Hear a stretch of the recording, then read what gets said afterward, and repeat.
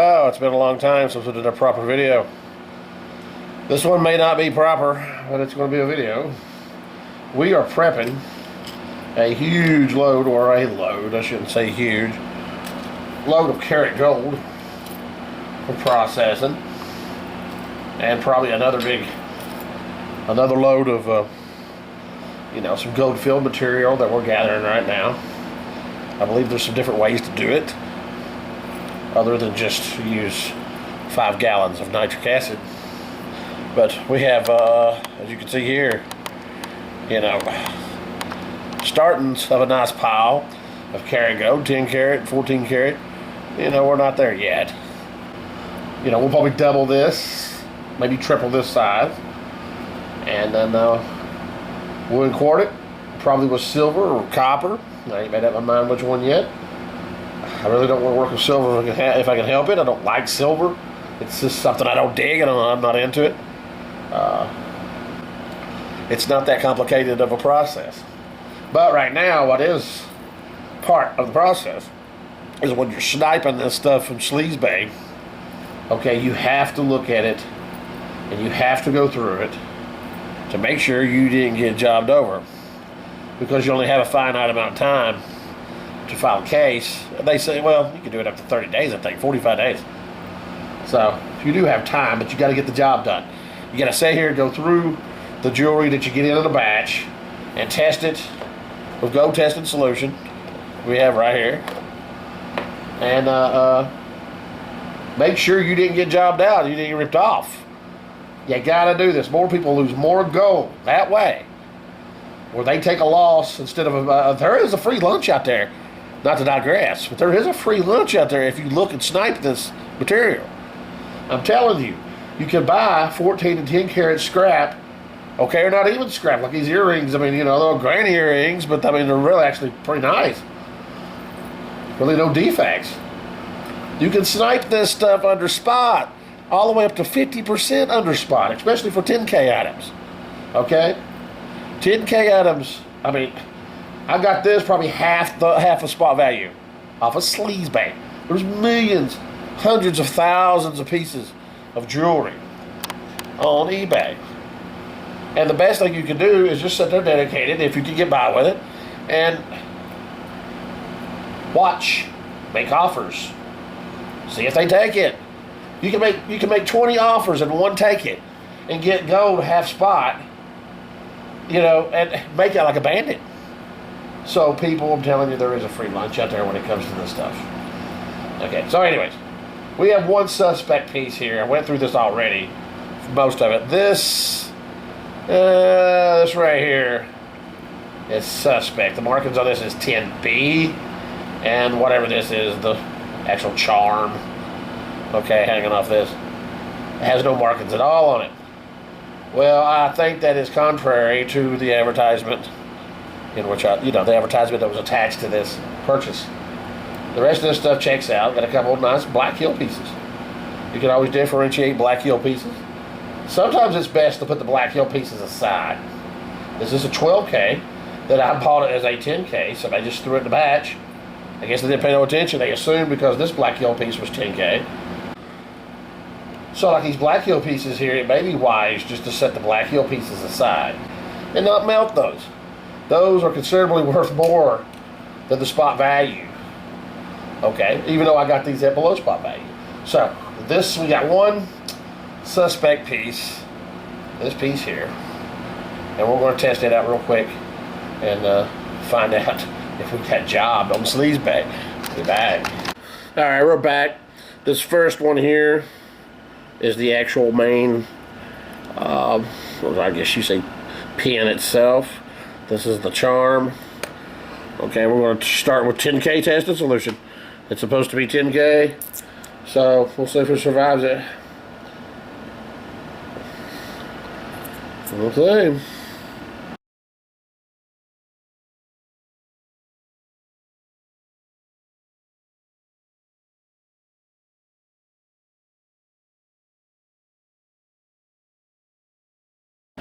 Yeah, it looks like it's going to survive it.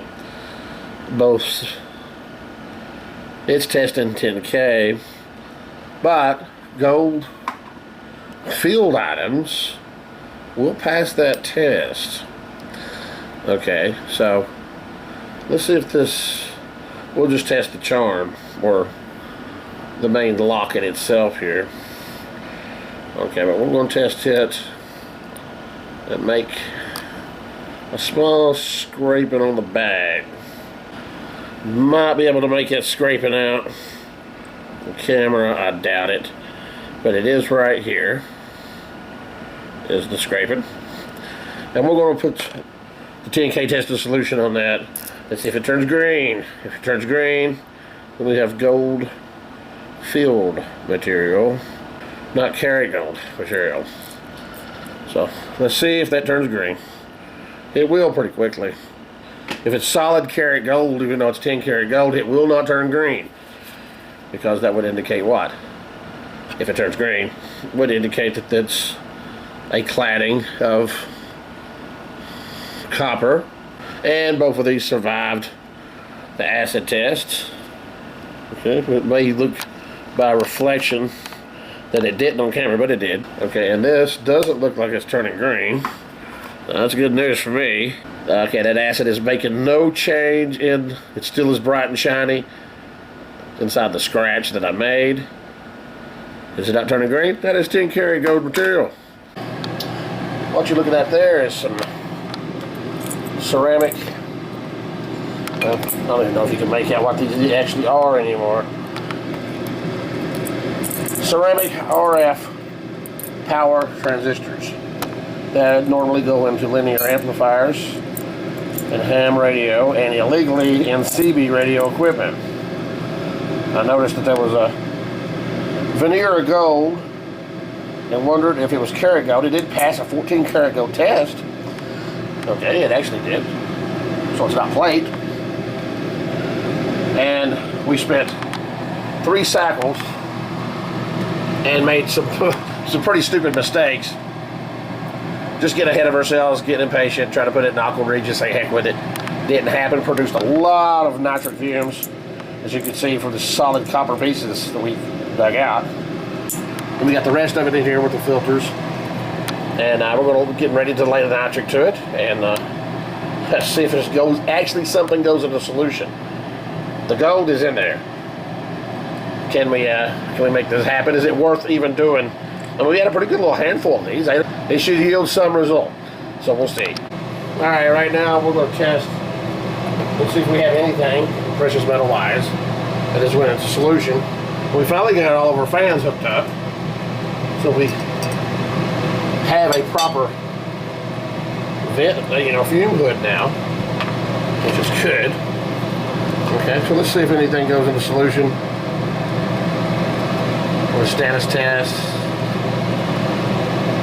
Nothing. Absolutely zilcho, zero.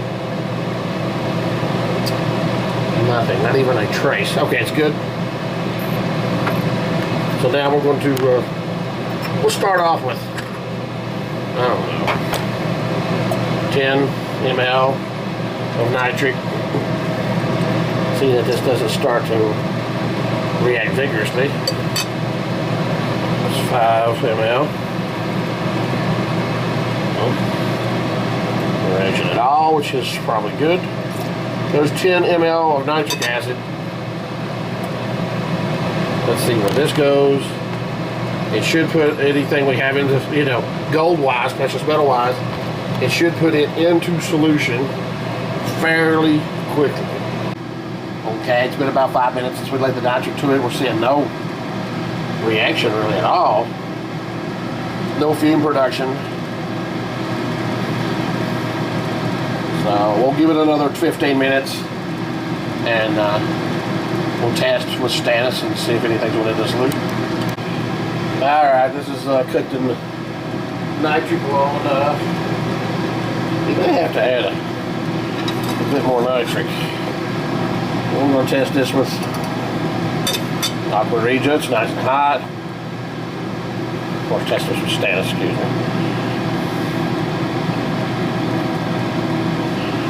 See if we got any gold going in the solution, and voila. Gold. Okay, so that took 2 washes of nitric which we made some mistakes. We should not have tried to put it in aqua regia to get gold, but that's a pretty good stain. So we do have gold going in the solution from these old RF Power Transistors, and I got one. I'm going to show you what it looks like. Okay. In the CV world, we call these pills. They look like pills. As you see right here underneath the tin and the solder lead, you can see the gold on the collector base and emitter legs. Then there's gold inside underneath this. So these legs here tested out as karat gold. So it's very curious that that was karat gold. Because if that's 14, 16, 18 karat gold, not just gold filled or gold plated material, there's quite a bit of gold in just one of these. You can have up to 1 gram of karat gold in each one of these. That's intriguing, because I know where there's honey holes out of hundreds of these that are bad. The techs have blown, repaired blown amplifiers, Class C linear amplifiers, which are illegal, but they still do it. So, this could be the next lucrative little venture. But we will see, because we think we got like, I want to say at least 6 of these in this solution here, or the remnants of. Right here is our waste solution that we got off of it. But we tried to, like I said, we made a mistake. We tried to put it into aqua regia. Right off the bat, that's a nice black, purple stain. That is gold. I don't think there would be any platinum group metals in this, but I've been fooled before. So we're going to put some more nitric. I'm going to add another 5 ml of nitric acid to make sure that everything is coming out as, going into solution. Got no surprises. Now that should do it. And just let it cook. Probably another 30 minutes to an hour. We'll leave it on the heat. And we'll drain it out. We may precipitate. Alright. Figure this is cooked long enough. So we're going to go ahead and get this poured out, get it off the heat, get it into this beaker here, or this flask, excuse me. And still hot.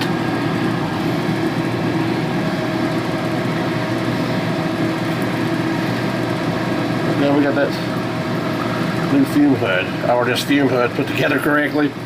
Finally. It's going to take forever to drain out. So this has a lot of copper in it still yet.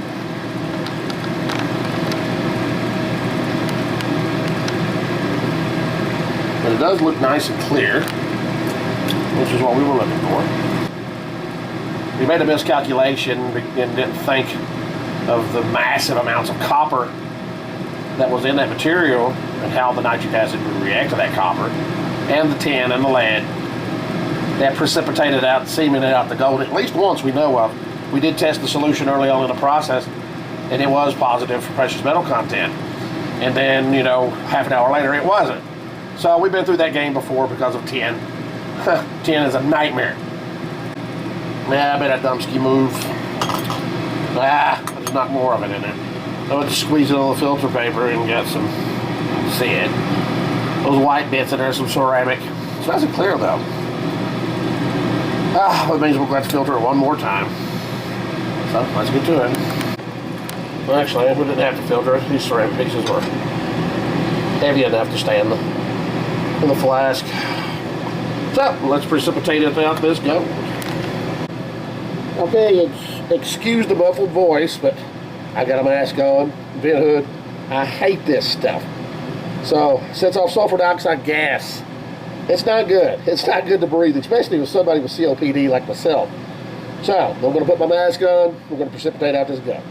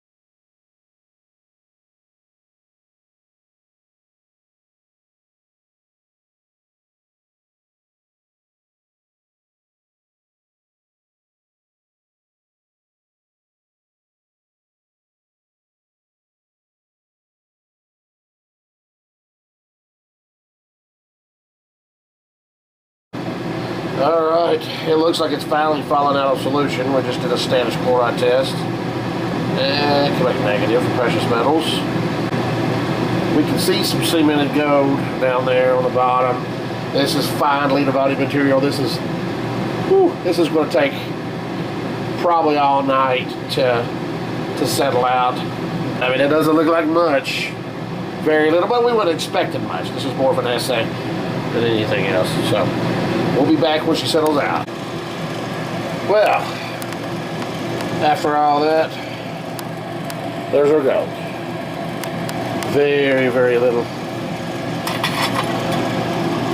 Very little gold. But we didn't expect a lot. Actually happy we got that. So we're going to dry this out and get a yield and see what we got. Alright. We'll dry it off. I don't know if we'll be able to discern a yield. I don't know if our scales will go that small. It's going to be less than 1/10 of a gram, I can tell you that. Who knows? So we put it on the heat, we'll dry it out, we'll get a yield, if we can.